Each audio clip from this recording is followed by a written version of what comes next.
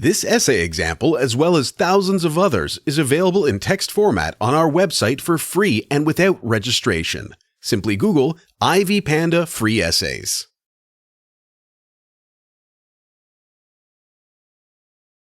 Introduction. The sum of all living organisms residing in an ecological environment forms a community. In the community, the living and non-living factors interact in a manner that ensures balance in the environment. The aspect of living organisms, both plants and animals, is that they share an environment that forms an ecosystem.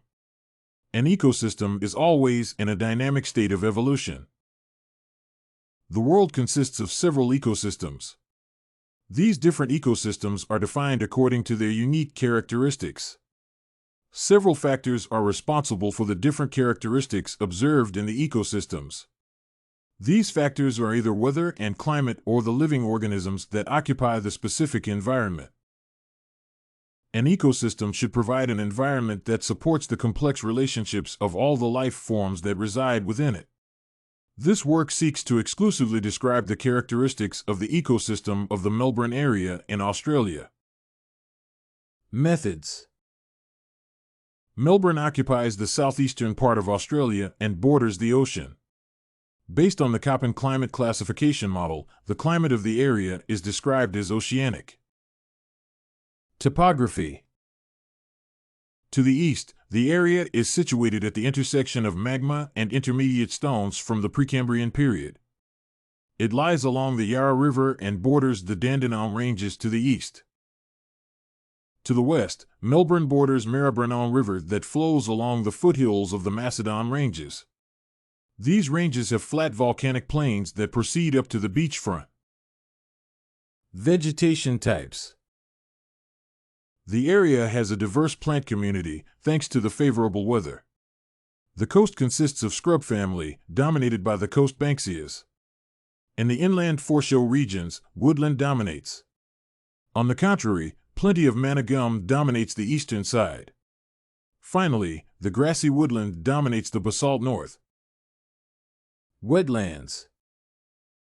One of the most outstanding ecosystems in the Melbourne area is the wetlands.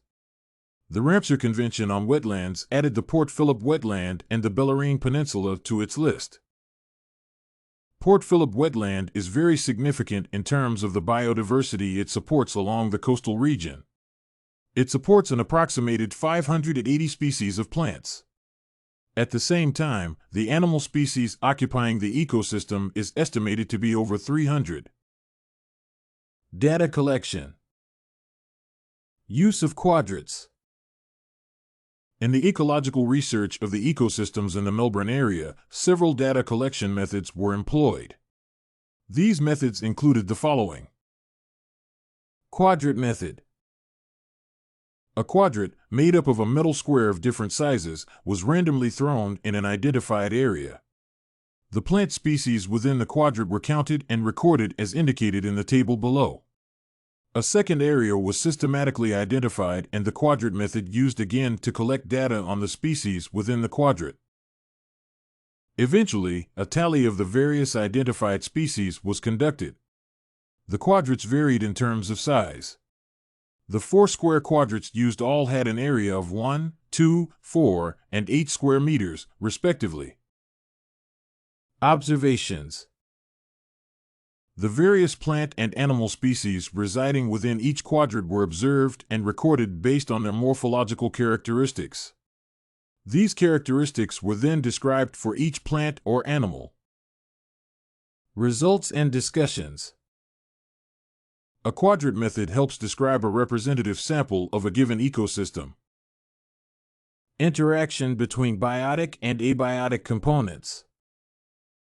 Both plants and animals in Melbourne have been adversely affected by the soil structure of the area.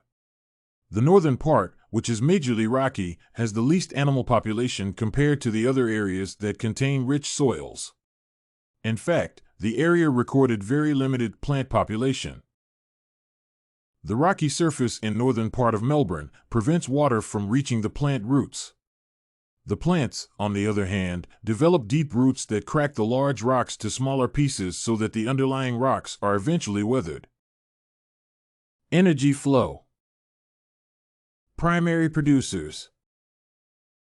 Primary producers are organisms that make their own food using simple compounds. They are mainly plants. From the data, the most common primary producer was the grass species number 4. Some grass species were shorter, with very green leaves resembling blades, while others were much taller. Species number 3 was very short and had long reddish-brown leaves. Primary consumers. Primary consumers directly feed on the plants, for example, the herbivores and browsers. The short brown hare and opossum were observed in this category.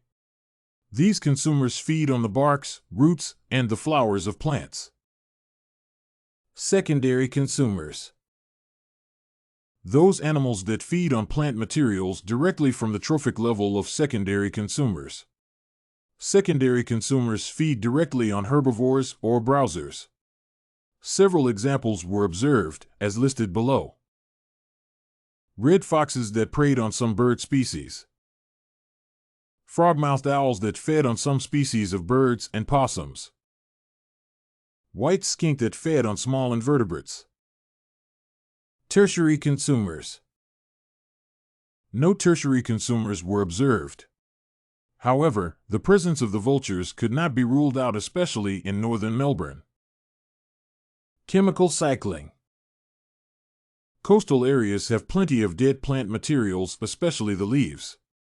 The wetlands contain plenty of decaying plant roots and leaves in the water.